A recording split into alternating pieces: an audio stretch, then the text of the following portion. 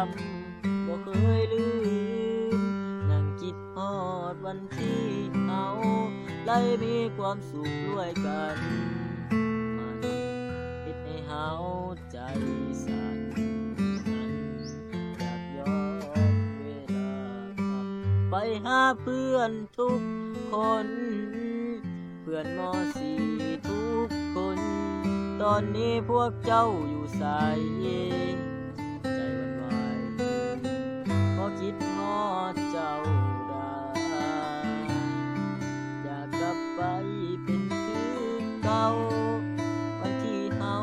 อยู่ด้วยกันย้อนว่าเฮาบ่ลืมคำสัญญาเพื่อนมอสีทุกคนอยากให้เจ้ารู้ว่าเฮายังบ่ลืมคำสัญญาจากวันนั้นจนวันนี้บ่ว่าจะล้นปานใด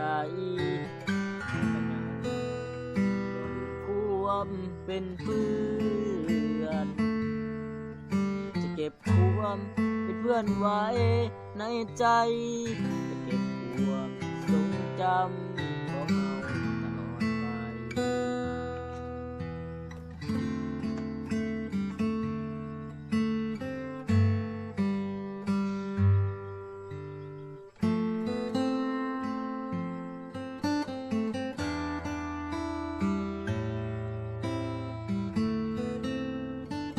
เพื่อนมอสี